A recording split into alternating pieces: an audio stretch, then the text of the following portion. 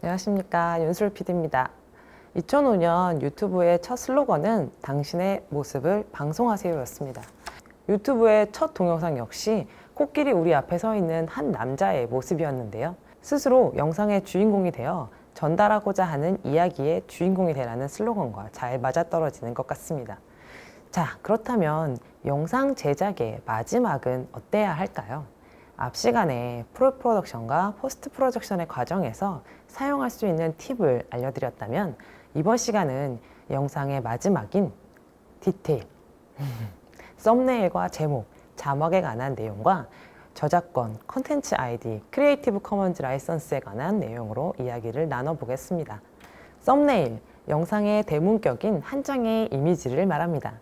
대부분의 시청자들은 썸네일 혹은 제목으로 영상을 클릭할지를 정합니다. 매력적인 썸네일이 필요한 이유에 더 이상의 설명이 필요 없을 것 같습니다. 영상 안에 가장 매력적인 한 컷을 사용하기도 하고 혹은 썸네일만의 이미지를 따로 제작하기도 합니다. 불과 1, 2년 전까지만 해도 알록달록한 색감을 강조하는 썸네일이 많았습니다. 조금이라도 클릭을 유도하기 위한 방법이었는데요. 외려 화려한 색감 속에 감각적인 단순 이미지를 사용한 썸네일의 사용도 눈에 띄는 경우도 있었습니다. 트렌드에 따라서 달라지는 썸네일의 이미지 안에도 이런 세 가지 정도의 핵심을 두고 있습니다. 킬러 이미지는 바로 동영상 중 가장 하이라이트 부분을 사용해 썸네일을 제작하거나 크리에이터에게 초점을 맞추는 경우를 말합니다. 영상을 접하는 첫 인상과 같기 때문에 호기심과 매력을 동시에 느낄 수 있는 이미지라면 가장 좋은 이미지라고 할 수 있을 것입니다. 함축적 이미지라는 표현을 썼는데요. 쉽게 이해할 수 있는 단순 명료함과 채널의 해당 영상을 대표할 수 있는 함축적인 내용이 담겨 있어야 합니다. 함축적 이미지와 미술관 이미지 역시 썸네일의 중요한 기능적 요소를 말합니다. 직관적이며 매력을 듬뿍 담은 한 장의 이미지를 찾는 것에는 다양한 도전과 시도가 따라야 합니다. 자, 한 가지 팁은 컴퓨터 화면으로 보는 영상보다 모바일로 시청하는 사례가 많기 때문에 제작된 썸네일이 모바일 환경에서 선명하게 보이는지 반드시 확인하는 과정이 필요합니다. 썸네일이 매력적이어야 클릭을 유도할 수 있고 시청자들 역시 매력적인 썸네일이 있어야만 시청할 의도가 생기기 때문입니다. 여기 보시면 여러 가지 썸네일의 예시를 만들어 봤습니다. 가장 눈에 띄는 썸네일이 어떤 걸까요? 알록달록한 색감을 사용하기도 하고요. 주된 내용의 한 컷을, 주된 내용의 피사체를 사용하기도 합니다. 클릭 욕구가 일으켜지시는지 모르겠습니다. 어떤 게 가장 궁금하신가요? 썸네일과 함께 제목에 관한 얘기를 해보겠습니다. 매력적인 한 장으로 영상을 표현하는 것이 썸네일이라면 강력한 제목은 어떻게 만들 수 있을까요? 사람들이 많이 찾는 검색 키워드 위주여야 하고요. 콘텐츠와 연관성도 높아야 할 것이고요. 다른 채널에서는 아직 사용하지 않는 신선한 키워드를 찾는 것입니다. 자, 이 뜬구름 잡는 내용이 무엇인지 하나씩 찾아보시도록 하겠습니다. 구체적인 수치. 내 제목에는 구체적인 수치가 명시되어 있는가?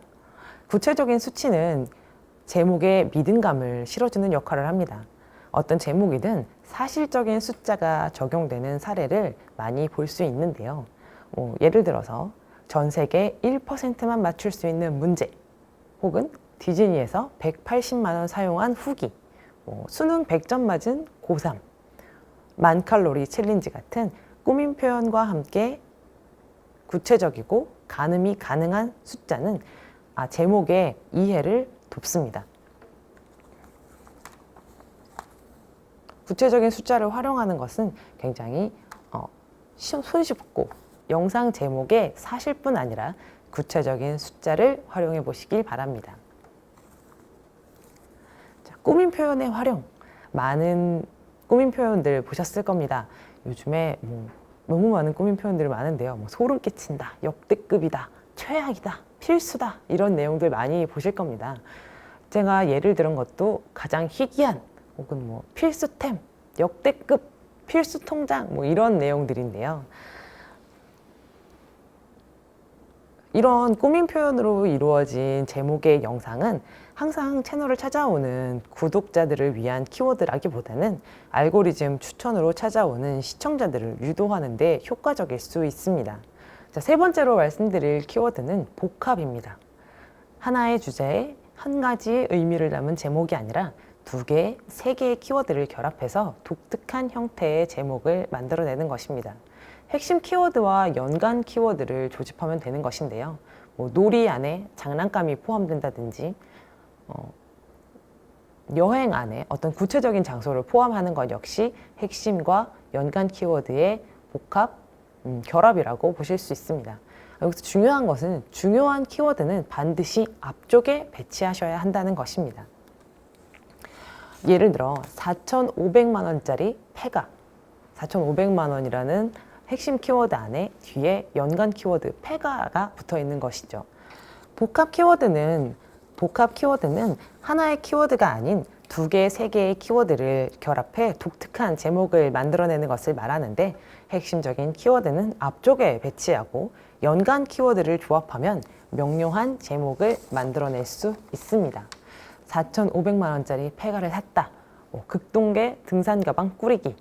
겨울 한라산 알고 가면 도움되는 것들처럼 주요 키워드는 앞쪽, 연관 키워드는 뒤쪽으로 배치하여 한눈에 이 영상이 보여주고자 하는 방향을 읽을 수 있습니다. 자, 마지막으로 많이 사용하는 방식은 물음형입니다. 궁금증을 끌어내는 제목이자 호기심을 불러일으키는 제목의 방식입니다. 해결책, 다음에 올 것은? 아니면 얘들은 뭐가 다를까? 좋은 회사, 회사 선택의 순간은? 이런 것들은 제목을 읽는 순간부터 호기심을 자극하죠. 시청하는 유저들은 궁금증을 즉각 해결하고자 영상을 클릭하는 제목이 되는 것입니다.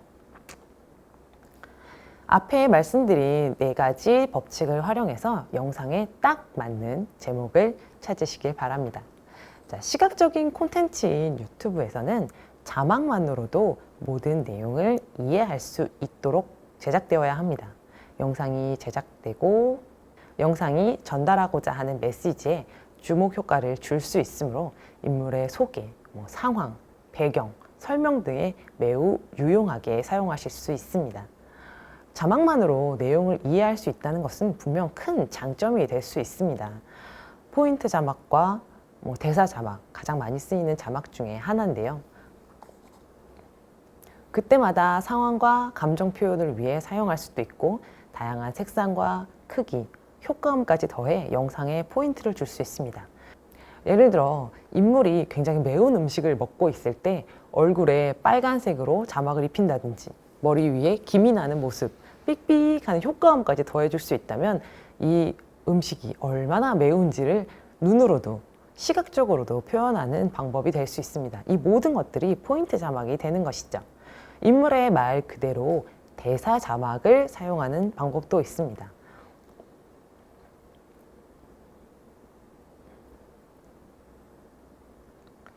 대사 자막은 인물의 말을 그대로 옮겨 쓰는 경우를 말하는데요. 발음이나 주변의 소음 등으로 내용 전달이 어려울 때 혹은 인물들끼리의 대사를 명확히 표현할 때 사용됩니다. 동일한 글씨체, 단조로운 색상을 활용하지만 가독성과 타이밍을 반드시 맞춰주시는 게 좋습니다. 유튜브 내에 시스템 자막을 사용하는 경우도 많습니다. 유튜브 내 정해진 양식의 스크립트를 작성하여 한 번에 등록할 수 있고 싱크 역시 맞출 수 있습니다. 유튜브 내에 유튜브 제공 자막 기능을 활용하면 검색값에 따라 동영상 노출 확률이 높아집니다. 유튜브 내에 시스템 자막을 사용하는 경우도 있습니다. 정해진 양식의 스크립터를 작성하여 한 번에 영상에 등록할 수도 있고 싱크 역시 맞출 수 있습니다. 시스템 자막의 가장 큰 장점은 자막 자체를 태그로 인식해서 검색에 따른 동영상 노출의 효과를 높일 수 있다는 것입니다. 콘텐츠 자막은 앞에서 말씀드렸던 포인트나 대사 자막이 포함되는 내용입니다. 영상의 편집 단계에서 자체적으로 콘텐츠에 삽입하여 대사 자막만 아니라 포인트 자막의 다양한 장점 역시 살릴 수 있습니다. 자막 외에 적절한 이미지 소스를 활용하거나 효과음까지 더해서 더 풍부한 표현이 가능하다는 장점 역시 있을 것입니다. 제작이 완료된 영상이 효율성을 가지기 위해서는 결국 시청하는 유저들을 만나야 할 것입니다. 조회수를 높이고 시청 지속 시간을 만들어내기 위해서는 어떤 전략이 필요할까요? 유튜브 내에서 시간 지체를 만드는 전략에 대해서 얘기해 보도록 하겠습니다. 제작이 완료된 영상은 비공개 업로드 후 공개로 전환할 것을 권해드립니다. 비공개 업로드를 해야 하는 이유는 다음 세 가지와 같습니다. 첫 번째, 유튜브 내에 저작권 확인 프로그램인 콘텐츠 아이디를 통해 문제 여부를 걸러낼 수 있습니다. 뒤에 저작권에서 설명을 하겠지만 유튜브 내의 영상은 수익으로 이어질 수 있기 때문에 반드시 확인 절차를 거치는 것이 중요합니다. 업로드 시간 역시 정할 수 있기 때문에 구독자와의 약속을 지킬 수 있습니다. 업로드가 약속된 시간에 지켜진다는 것은 정기적으로 내 채널을 찾는 구독자와의 연계성을 잇는 중요한 수단이 될 수 있습니다.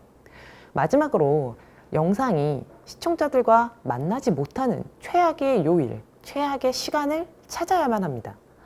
언제 유튜브를 보지 않을까에 대한 고민을 해야 하는 것이죠. 언제 가장 유튜브를 보지 않을까에 대한 고민 역시 해야 합니다. 보통 자정을 기점으로 유튜브의 총 시청자 수가 감소해서 새벽 2시를 기준으로 급감하는 경우를 많이 보이는데요. 내 영상이 시청자들과 함께 잠들지 않을 수 있는 시간대를 고르는 것이 중요합니다. 같은 평일이지만 월요일은 트래픽이 급감하는 요일 중에 하나라는 점 참고하셨으면 좋겠습니다. 그중 가장 까다로운 것이 저작권에 관련된 내용을 어떻게 확인해야 하는 것인가 혹은 어떻게 구별해야 하는 것인가에 주안이 아닐까 이런 생각이 듭니다. 유튜브 영상뿐만 아니라 인스타그램의 사진, 페이스북의 뉴스 피드에 이르기까지 모든 플랫폼 안의 콘텐츠에는 저작권이 존재합니다. 헷갈리기 쉬운 저작권에 대한 얘기를 드려보도록 하겠습니다. 우리가 만드는 제작물은 원 저작물 혹은 2차 저작물 정도가 될 수 있습니다. 2차 저작물은 저작권에서 저작물과 2차 저작물을 구별할 수 있어야 합니다. 2차 저작물은 원래 있던 저작물에 2차 저작물은 원래 있던 저작물을 이용하여 다시 창작하는 것을 말합니다. 인기 웹툰이 드라마나 영화로 제작되어지면 이거 역시 2차 저작물이라고 볼 수 있습니다. 얼마 전에 종영한 유미의 세포들이라든지 지금 넷플릭스에서 1위를 하고 있는 지금 우리 학교는 역시 2차 저작물이 될 수 있습니다. 원 저작물에 창작적 요소가 추가된다면 2차 저작물로 인정될 수 있지만 원 저작물과 거의 같은 모습이라면 표절과 다를 바 없다는 사실 잊지 않으셨으면 좋겠습니다. 2차 저작물을 만들 수 있는 권리는 누구에게나 있습니다. 저작권에는 하나의 권리만 있는 것이 아닙니다.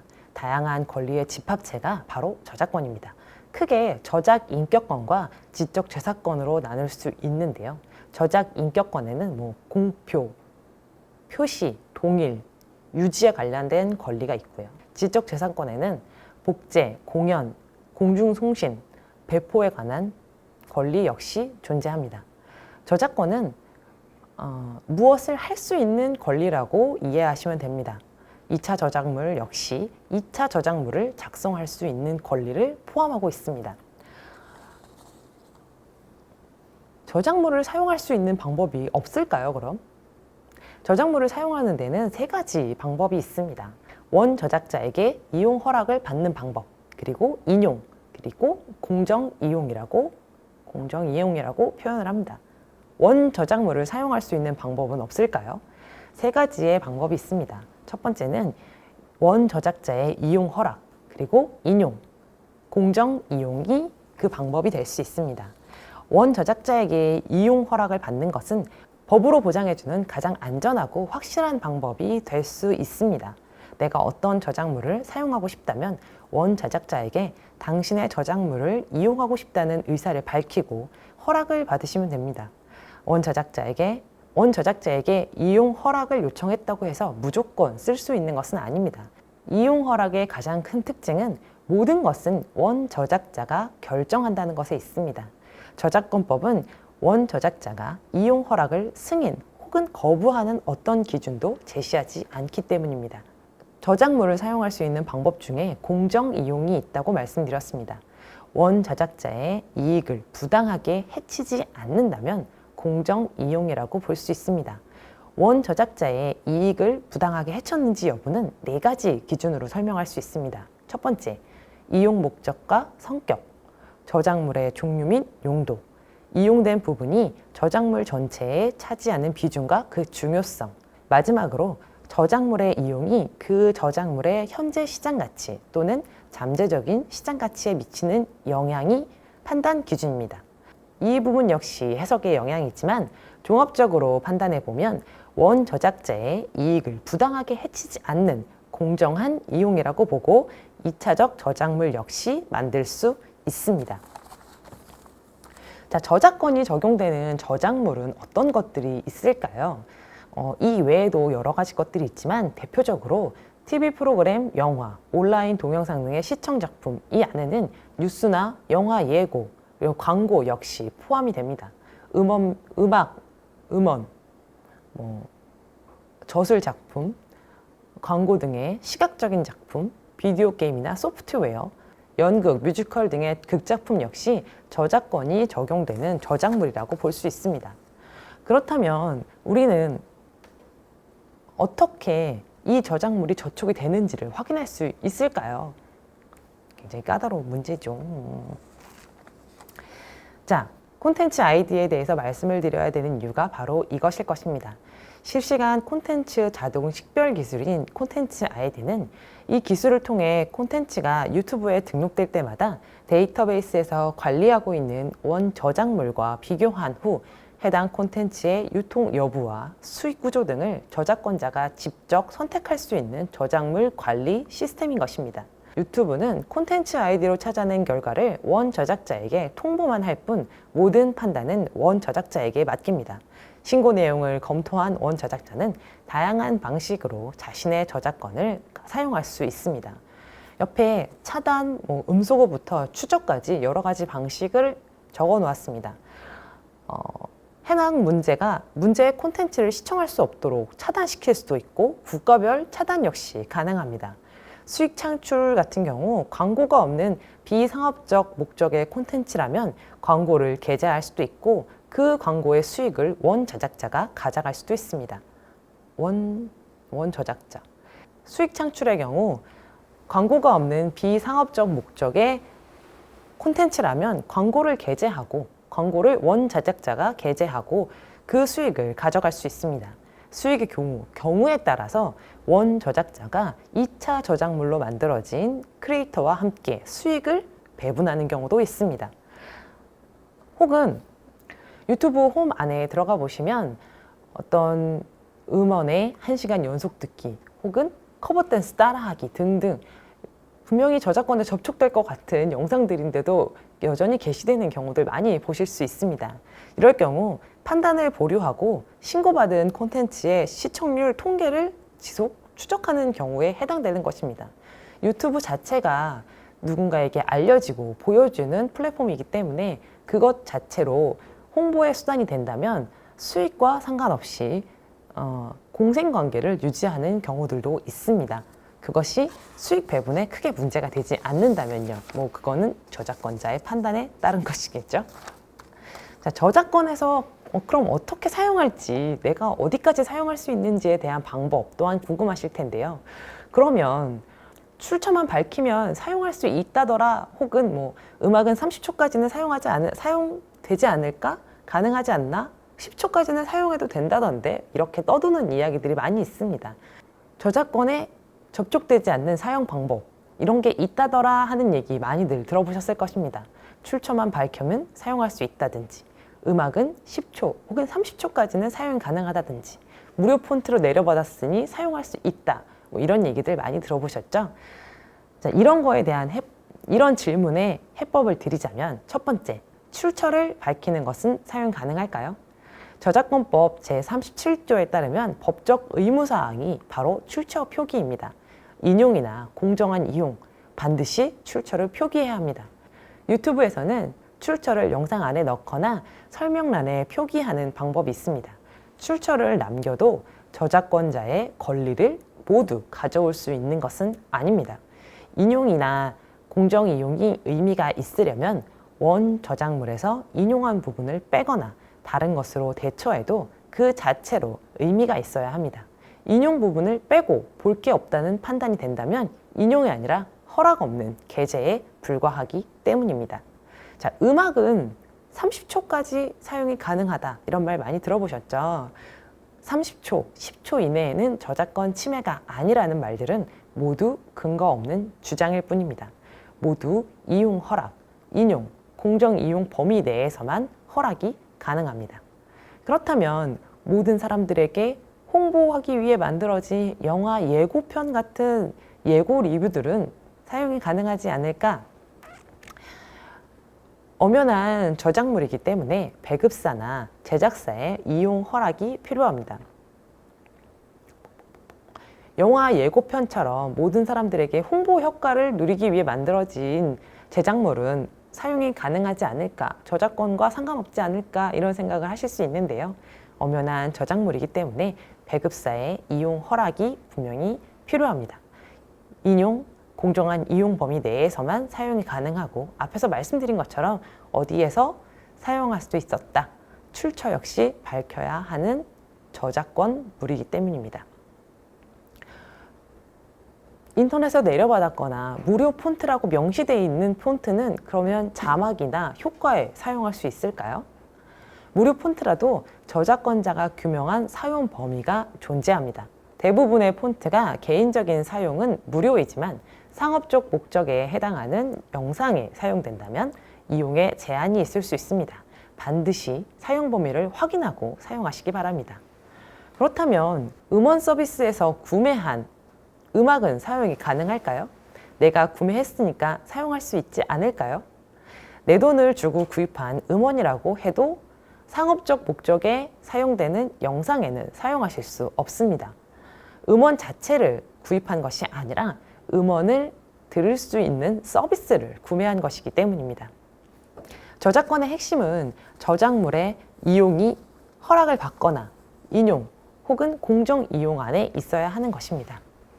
크리에이티브 커먼즈 라이센스 혹시 들어보신 적 있으신가요? 저작물 사용에 따른 불편함을 해소하기 위해 탄생한 국제적인 운동이자 약속인데요. 미국에서 시작해 70여 개국에서 사용 중에 있고요. 자신의 저작물의 이용 허락 조건을 함께 안내하여 사용 법의 형의 등의 간소화를 시켜 누구나 쉽게 저작물을 사용할 수 있게 하는 것이 이 크리에이티브 커먼즈 라이센스의 핵심인 것입니다. 크리에이티브 커먼즈의 약자인 CC를 적고 그 뒤에 저작자 표시, 비영리 목적, 변경 금지, 동일 조건, 변경, 허락에 관한 내용인 약자를 붙여주시면 되는데요. 저작자 표시는 저작자의 이름, 출처 등의 표시를 반드시 해야 한다는 필수 조건 중에 하나입니다. 저작물을 복사하거나 다른 곳에 게시할 때도 반드시 저작자와 출처를 표시해야 합니다. 비영리 목적은 저작물의 영리 목적으로 이용할 수 없습니다. 비영리 조건으로 표시되어 있는 저작물은 영리 목적으로 이용하실 수 없습니다. 따라서 영리 목적으로 이용하실 경우에는 반드시 저작권자의 이용 허락을 구하셔야 합니다. 변경 금지 역시 저작물을 변경하거나 저작물을 이용해 2차 저작물을 만드는 것을 금지한다는 뜻입니다. 크리에이티브 커먼즈 라이센스가 저작물의 이용 조건을 미리 달아놓는 것을 뜻한다면 퍼블릭 도메인은 내 저작물을 아무 조건 없이 전 세계 누구나 사용할 수 있게 공개할 수 있습니다. 이는 저작물에 대한 모든 권리를 포기한다는 뜻으로 CC0로 표기하시면 됩니다. 공공의 이익을 위한 지적 재산권을 완전 포기한 저작물이나 지적재산권이 소멸된 저작물 역시 이에 해당됩니다. 클래식 같은 경우 배경음으로 흔히들 사용할 수 있는 이유가 바로 이 지적재산권이 소멸된 저작품이기 때문입니다. 공공의 이익을 위해 지적재산권을 완전히 포기한 저작물이거나 혹은 지적재산권이 소멸된 저작물이 이에 해당합니다. 지금까지 프리프로덕션, 퍼스트 프로덕션의 과정, 그리고 영상의 완성도를 높여줄 수 있는 여러 가지 방법과 저작권에 관한 이야기를 드렸습니다. 처음 말씀드린 것처럼 영상 제작은 어떻게로 시작돼선 안 됩니다. 무엇으로 시작되어야 하는 것이죠. 지금 바로 여러분의 영상을 시작하시길 바랍니다. 감사합니다. 안녕하세요. 윤술 PD입니다. 2005년 유튜브의 첫 슬로건은 당신의 모습을 방송하세요 였습니다. 유튜브에 처음으로 업로드된 영상은 코끼리 우리 앞에 서 있는 한 남자의 모습이었습니다. 스스로 영상의 주인공이 되어 전달하고자 하는 이야기의 주인공이 되라는 슬로건과 잘 맞아떨어졌던 것 같습니다. 자, 그렇다면 영상 제작의 마지막은 어때야 할까요? 앞 시간 프로덕션과 포스트 프로덕션 과정에 사용할 수 있는 팁을 알려드렸다면 이번 시간은 영상의 마지막 디테일인 썸네일과 제목, 자막, 그리고 업로드 전략에 관한 내용과 저작권과 콘텐츠 아이디, 크리에이티브 커먼즈 라이센스에 관한 이야기로 나눠보도록 하겠습니다. 썸네일, 영상의 대문격인 한 장의 이미지를 말합니다. 대부분의 시청자들은 썸네일 혹은 제목으로 영상을 클릭할지 여부를 결정합니다. 매력적인 썸네일이 필요한 이유가 이보다 더 명확할 수는 없을 것 같습니다. 영상 안에 가장 매력적인 장면, 매력적인 한 컷을 사용하기도 하고요. 썸네일만의 이미지를 따로 제작하기도 합니다. 불과 1, 2년 전까지만 해도 영상 안에 알록달록한 색감을 이용한 썸네일을 많이 사용하곤 했습니다. 조금이라도 더 많은 클릭을 유도하기 위함이었는데요.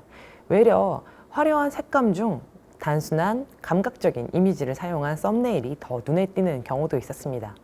트렌드는 계속 변하고 있으니까 앞으로도 유튜브를 유심히 지켜보면 썸네일의 경향을 알 수 있지 않을까 싶습니다. 자, 킬러 이미지는 바로 이러한 동영상 중 가장 하이라이트 부분을 사용해서 썸네일을 제작하는 경우를 말합니다. 크리에이터에게 초점을 맞추는 경우도 있고 영상을 접하는 첫인상과 같기 때문에 호기심을 불러일으킬 수 있는 매력적인 이미지를 갖추어야 합니다. 함축적인 이미지와 미술관 이미지 역시 썸네일의 중요한 기능적인 요소를 말하는데요. 영상의 내용이 앞으로 이런 내용일 것이다 라는 짐작과 동시에 이해할 수 있는 표현, 구도적으로 아름다운 표현을 말합니다. 직관적이면서 매력적인 한 컷의 이미지를 찾기 위해 다양한 도전과 시도가 따라야겠습니다. 한 가지 팁은 컴퓨터 같은 큰 화면으로 영상을 보는 것보다 모바일 환경에서 영상 시청 사례가 더 많기 때문에 제작된 썸네일이 모바일에서 선명하게 보이는지 반드시 확인하는 과정이 필요합니다. 썸네일과 함께 함축적 이미지와 미술관 이미지 역시 썸네일의 중요한 기능적 요소를 말합니다. 영상의 내용이 앞으로 이런 내용일 것이다 라는 짐작과 함께 구도적으로 아름다운 모습을 갖추어야 하는데요. 이해할 수 있는 표현이 따라와야 하고 직관적이면서 매력이 담겨 있는 한 장이 필요합니다. 감각적인 장면은 여러 가지 예시들을 들어봤는데요. 어떤 장면이 가장 눈에 띄시나요? 썸네일의 역할은 유저의 시선을 끄는 것, 클릭의 욕구를 불러일으키는 것, 그것이 전부라고 해도 과언이 아닙니다. 매력적인 썸네일은 시청을 유도할 수 있고 그것이 동시에 시청 시간을 지속시키고 채널 안에서의 시간 지체를 유지할 수 있기 때문입니다. 자, 다음으로 썸네일과 함께 제목에 관한 얘기를 해보겠습니다. 매력적인 한 장으로 영상을 표현하는 것이 썸네일이라면 강력한 제목이 가지는 컨텐츠의 선명함은 시청 유도를 결정시키는 또 다른 방법이기도 하기 때문인데요. 자, 강력한 제목은 어떻게 해야 만들어질까요? 첫째는 사람들이 많이 찾는 검색 키워드여야 하고, 두 번째는 내 컨텐츠와의 연관성이 높아야 할 것이며, 아직 다른 채널에서는 사용하지 않는 신선한 키워드를 찾아내는 것이 바로 강력한 제목을 만드는 방법입니다. 자, 이 뜬구름 같은 내용에는 어떤 것들이 들어가 있어야 하는지 하나씩 찾아보도록 하겠습니다. 구체적인 수치를 사용하시기 바랍니다. 구체적인 수치는 제목에 믿음감을 심어줄 수 있습니다. 어떤 제목이든 사실적인 숫자가 적용되는 사례 많이들 보셨을 것입니다. 여기서 예시로 든 것만 해도 벌써 전 세계 1%만 맞출 수 있는 문제, 혹은 디즈니에서 180만 원을 사용한 후기라든지 수능 100점 맞은 고3, 이렇게 듣기만 해도 구체적이고 가늠이 가능한 숫자는 직관적인 이해를 도울 수 있습니다. 꾸민 표현들도 역시 많이 사용하시는 제목의 한 분류이기도 합니다. 영상 제목에 형용사나 부사를 이용해서 키워드를 꾸며주는 역할을 하는 제목들을 많이 사용하기도 합니다. 너무 많은 사람들이 사용하는 희귀템, 필수템 이런 것들도 많이 들어보셨을 거고, 필수, 여기 여러 가지 적어봤는데요. 최악, 치명적이다, 차원이 다르다, 레전드다 이런 표현도 역시 많이 들어보셨을 겁니다. 레전드다, 레전드다, 차원이 다르다, 레전드다 이런 표현 역시 많이 들어보셨을 겁니다. 꾸민 표현으로 이루어진 제목의 영상은 항상 채널을 찾아오는 구독자보다 알고리즘 추천으로 찾아오는 시청자들을 유도하는 데 효과적일 수 있습니다. 자, 세 번째로 많이 사용하는 제목의 방식은 복합 키워드를 사용하는 것입니다. 한 개의 키워드로 단순 명료하게 사용하는 제목보다 두 개 혹은 세 개의 키워드를 결합해서 독특한 제목을 만들어내는 것입니다. 핵심적인 키워드는 앞쪽에 배치하고 연관 키워드를 뒤쪽에 배치해서 명료한 제목을 만들어낼 수 있습니다. 4,500만 원짜리 폐가, 혹은 급동계 등산 가방 꾸리기, 겨울 한라산 알고 가면 도움된다, 이런 것들이죠. 주요 키워드는 앞쪽에, 연관 키워드를 뒤쪽으로 배치해서 한눈에 내가 이 영상에서 보여주고자 하는 내용의 방향을 읽을 수 있는 것입니다. 많이 사용하는 방식 중에 하나는 물음형 방식입니다. 궁금증을 끌어내는 제목이자 호기심을 불러일으키는 제목의 방식이기도 합니다. 해결책이다, 이러한 것에 단 한 가지 방식이다, 어떤 것이 좋을까 비교되는 영상도 포함되겠죠. 좋은 회사, 나쁜 회사 같이 단순한 제목만으로도 유저들은 궁금증을 불러일으키고 즉각적인 해소를 원하게 되는 것입니다. 마지막으로 많이 사용하는 방식은 물음형인데요. 궁금증을 끌어내는 제목이자 호기심을 불러오는 제목의 방식입니다. 유저들은 궁금증을 즉각 해소하고 싶어 하기 때문이죠. 앞에 설명드린 4가지 법칙을 참고하여 영상에 딱 맞는 제목을 찾으실 수 있기를 바랍니다. 시각적인 콘텐츠인 유튜브는 자막만으로도 내용을 충분히 이해할 수 있도록 제작되어야 하는데요. 영상이 전달하고자 하는 메시지에 주목 효과를 줄 수 있으므로 인물의 소개, 상황 등에 매우 유용하게 쓸 수 있는 것이 바로 자막입니다. 자막만으로 내용을 충분히 이해할 수 있다는 것은 분명히 유튜브가 가지고 있는 큰 장점 중에 하나일 것입니다. 포인트 자막과 대사 자막이 가장 흔하게 사용되는 자막 중에 하나입니다. 포인트 자막은 그때마다 상황에 맞춰 인물의 감정이나 상황을 표현하기 위해 사용되고 다양한 색상, 크기, 효과음과 함께 사용됩니다. 어떤 인물이 매운 음식을 먹었을 때 얼굴이 빨갛게 변한다든지 머리 위에 스팀이 올라오고 뽀뽀 하는 효과음까지 더해줄 수 있다면 인물이 먹고 있는 음식이 얼마나 매운지를 더욱 강조하는 효과를 가질 수 있을 것입니다. 대사 자막은 인물의 말을 그대로 옮겨 쓰는 경우를 말합니다. 발음이나 주변의 소음 등으로 내용 전달이 어렵거나 인물들끼리의 대사를 명확하게 하기 위해 사용되어지기도 합니다. 대사 자막 같은 경우는 동일한 글씨체와 단조로운 색상을 사용하지만 가독성과 타이밍을 맞춰주셔야 합니다. 유튜브 내에 시스템 자막을 사용하는 경우도 있습니다. 정해진 양식의 스크립트를 사용하여 한 번에 영상을 등록할 수 있고 싱크 역시 맞출 수 있습니다. 시스템 자막의 가장 큰 장점은 자막 자체를 태그로 인식하여 검색에 따른 동영상 노출 확률이 높아진다는 데에 있습니다. 콘텐츠 자막은 영상 편집 단계에서 자체적으로 삽입되는 자막을 말합니다. 앞에 말씀드린 포인트 자막과 대사 자막 역시 이 범주 안에 포함되는 것이죠. 자막 외에 적절한 이미지 소스를 활용하거나 효과음까지 더해 풍부한 표현이 가능하다는 장점이 있습니다.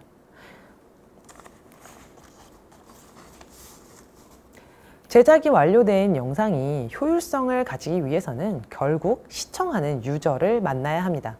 조회수를 높이고 시청 지속 시간을 만들어내기 위해 어떤 전략이 필요할까요? 유튜브 내에서의 시간 지체 전략에 대한 말씀을 드리겠습니다. 제작이 완료된 동영상을 비공개 업로드 하시길 추천드립니다. 일정 시간 동안 비공개 업로드를 추천드리는 이유는 동영상을 업로드할 때 왜 공개가 아닌 비공개로 먼저 설정해야 할까요? 콘텐츠 아이디의 사전 확인을 통해 음원과 음향, 영상 소스 등에 문제가 없는지를 확인할 수 있습니다. 뒤에 저작권에서 설명을 드리겠지만 유튜브 내의 영상은 수익으로 이어질 수 있기 때문에 반드시 확인 절차를 거치는 것이 필요합니다. 업로드 시간 역시 비공개 업로드 후 공개로 전환될 때 정해줄 수 있습니다. 업로드 시간을 정할 수 있기 때문에 구독자와의 약속을 지킬 수 있다는 점과 정기적으로 내 채널을 찾는 구독자와의 연재성도 이을 수 있다는 장점이 있습니다. 마지막으로 내 영상이 시청자들과 만날 수 없는 최악의 요일, 최악의 날짜, 최악의 시간을 찾아야만 하는 것입니다. 언제 가장 유튜브를 보지 않을까에 대한 고민이 바로 이것입니다. 보통 자정을 기준으로 유튜브 총 시청자 수가 감소하기 시작하여 새벽 2시를 기준으로 급감하는데요. 내 영상이 시청자들과 함께 잠들 수 있지 않는 시간대를 골라야 합니다. 같은 평일이지만 월요일 또한 트래픽이 급감하는 요일이기도 합니다. 유튜브의 알고리즘은 지금껏 공개된 적이 없지만 영상이 업로드된 직후 발생하는 집중적이고 급격한 클릭수와 절대 시청 시간이 적용하는 것은 분명해 보입니다. 유튜브 홈에서 인기 탭에 추가되는 영상들이 대부분 같은 추세이므로 최악의 업로드 일정과 시간을 찾는 것은 분명 도움이 될 것입니다. 지금까지 썸네일과 제목, 자막, 그리고 업로드 전략에 대해 말씀을 드렸는데요. 유튜브의 영상뿐만 아니라 인스타그램의 사진, 페이스북의 뉴스 피드에 이르기까지 모든 플랫폼의 콘텐츠에는 저작권이 존재합니다. 헷갈리기 쉬운 저작권에 대해서도 알아보도록 하겠습니다. 일단 저작물과 2차 저작물을 구별할 수 있어야 합니다. 2차 저작물은 원래 있던 저작물을 다시 창작하는 것을 말합니다. 인기 웹툰이 드라마나 영화로 제작되는 것은 이건 역시 2차 저작물로 분류할 수 있습니다. 얼마 전 종영한 유미의 세포들, 그리고 지금 넷플릭스에서 1위를 하고 있는 지금 우리 학교는 역시 2차 저작물에 해당되는 것입니다. 원 저작물에 창작적 요소가 가미되는 것을 의미합니다. 저작권은 말 그대로 저작자가 가는 권리입니다. 저작권은 하나의 권리를 의미하진 않습니다. 다양한 권리의 집합체를 저작권이라고 통칭하는 것이죠. 크게 저작 인격권과 지적 재산권으로 나눌 수 있는데요. 저작 인격권에는 공표권, 표시권, 동일성 유지권, 지적 재산권에는 복제권, 공연권, 공중송신권을 포함한 다양한 권리가 포함되어 있습니다. 이미 만들어진 저작물을 사용할 수 없는 것일까요? 저작물을 이용할 수 있는 여러 가지 방법이 있습니다. 첫 번째는 원 저작자에게 이용 허락을 받는 것입니다. 법으로 보장되고 가장 안전하고 확실한 방법이죠. 내가 어떤 저작물을 사용하고 싶다면 원 저작자에게 당신의 저작물을 이용하고 싶다는 의사를 밝히고 허락을 받으면 되는 것입니다. 원 저작자에게 이용 허락을 요청했다고 해서 무조건 쓸 수 있는 것은 아닙니다. 이용 허락의 가장 큰 특징은 모든 것을 원 저작자가 결정한다는 것에 있습니다. 저작권법은 원 저작자가 이용 허락을 승인 혹은 거부할 어떤 기준도 제시하고 있지는 않습니다. 공정 이용 역시 하나의 방법일 수 있습니다. 원 저작자의 이익을 부당하게 해쳤는지는 다음 4가지 기준으로 설명할 수 있습니다. 이용 목적 및 성격, 저작물의 종류 및 용도, 이용된 부분이 저작물 전체에서 미치는 비중과 그 중요성, 저작물의 이용이 그 저작물의 현재 시장 가치와 또는 잠재적인 시장 가치에 미치는 영향, 이 4가지 부분으로 해석할 수 있는데요. 해석의 영역이지만 종합적으로 판단해 보면 원 저작자의 이익을 부당하게 해치지 않는다면 공정 이용이라고 보고 2차 저작물 역시 만들 수 있는 것입니다. 저작권이 적용되는 저작물에는 그럼 어떤 것들이 있을까요? TV 프로그램, 영화, 온라인 동영상 등의 시청 작품, 이곳에는 뉴스도 포함이 되고 광고나 시청각적인 작품들이 포함이 되는 것이죠. 음원 및 음악, 가수들의 노래, 어떤 효과음, 띵동 이런 것도 포함이 될 수 있습니다. 강연이나 기사, 그림, 포스터, 게임, 소프트웨어, 연극 등 뮤지컬의 극작품 역시 이 저작권 안에 포함되는 저작물입니다.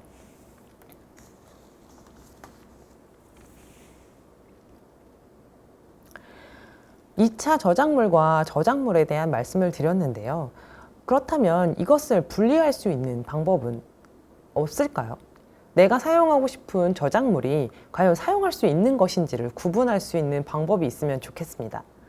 유튜브에서 제공하는 실시간 콘텐츠 자동 식별 기술이 바로 콘텐츠 아이디입니다.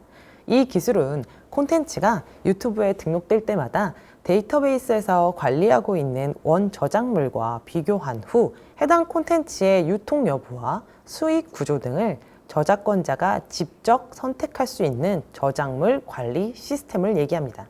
유튜브는 콘텐츠 아이디로 찾아낸 결과를 원 저작자에게 통보만 할 뿐 모든 판단은 저작자에게 맡깁니다. 신고 내용을 검토한 원 저작자는 다양한 방법으로 자신의 저작권을 활용할 수 있습니다. 차단부터 추적까지 자신의 저작권을 활용할 수 있는 여러 가지 방법이 있습니다. 해당 콘텐츠가 시청할 수 없도록 차단하는 방법부터 광고가 없는 비상업적 목적의 영상에 자신의 저작권물이 사용되었다면 광고를 게재하고 원 저작자가 수익을 가져갈 수도 있고요. 경우에 따라 원 저작자가 크리에이터와 수익을 배분하는 경우도 있습니다. 추적이라는 내용이 보이실 텐데요. 판단을 보류하고 신고받은 콘텐츠의 시청률 통계 정보를 계속 추적하는 것을 말합니다. 추적은 판단을 보류하고 신고받은 콘텐츠의 시청률 통계를 계속 추적하는 것을 말합니다.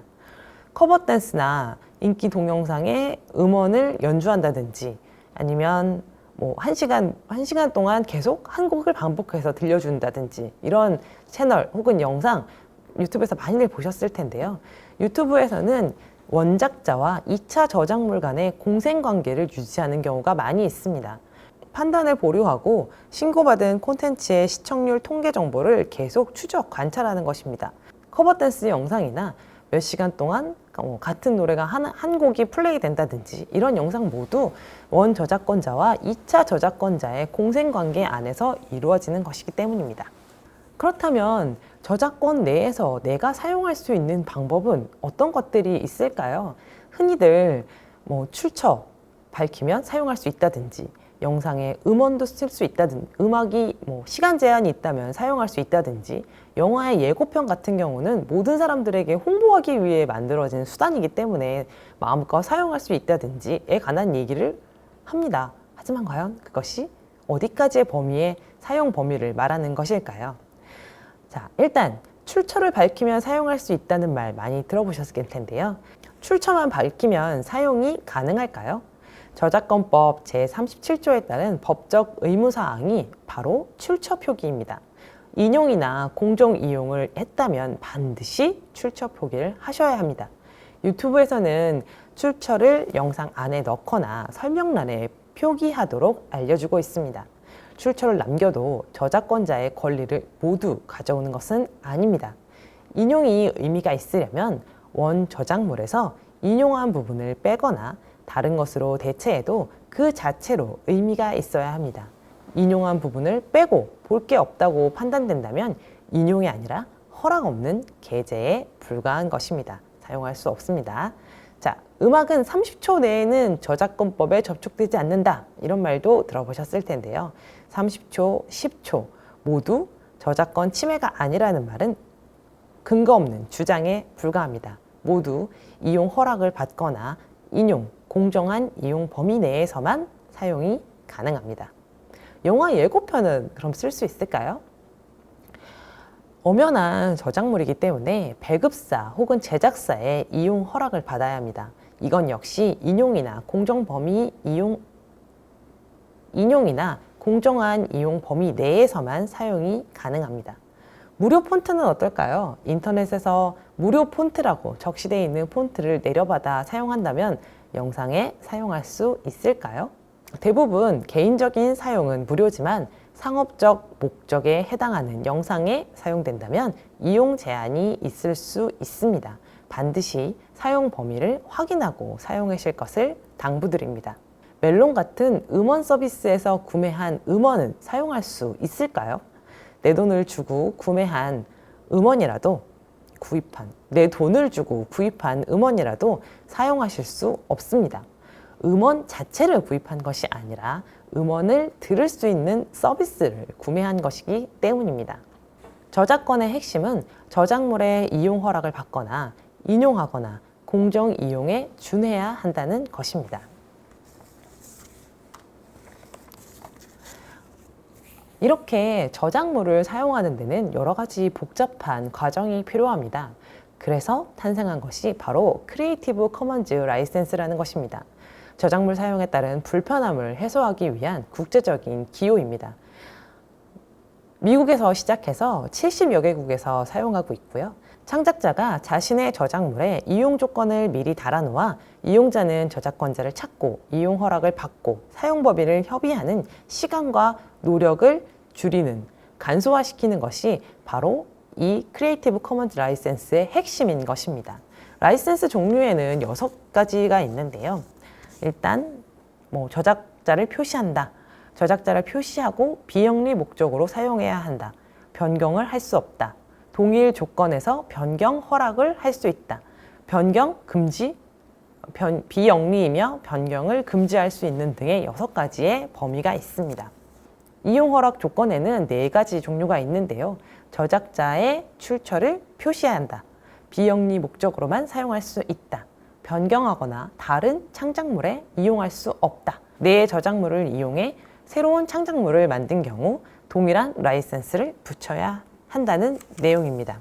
저작물 표기 시에 크리에이티브 커먼즈 약자인 CC를 붙이고 뒤에 6종류의 라이센스를 사용할 수 있습니다.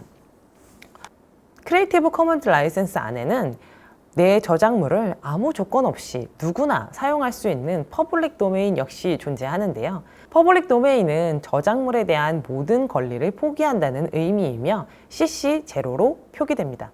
공공의 이익을 위한 저작 재산권 완전 포기 저작물, 지적 재산권이 아예 소멸된 저작물, 가장 자유롭게 쓸 수 있는 저작물인 것이죠. 클래식들을 배경으로 많이 사용하는 이유가 바로 지적 재산권이 소멸된 저작물이기 때문입니다. 지금까지 영상 제작의 프리 프로덕션 과정과 포스트 프로덕션 과정, 영상의 완성도를 높여주는 여러 가지 방법과 저작권에 대한 내용을 이야기했습니다. 처음 말씀드린 것처럼 영상 제작은 어떻게가 아니라 무엇을 에서 시작하셔야 합니다. 지금 바로 당신만의 방송을 시작하실 수 있기를 바랍니다. 긴 시간 고생하셨습니다. 감사합니다.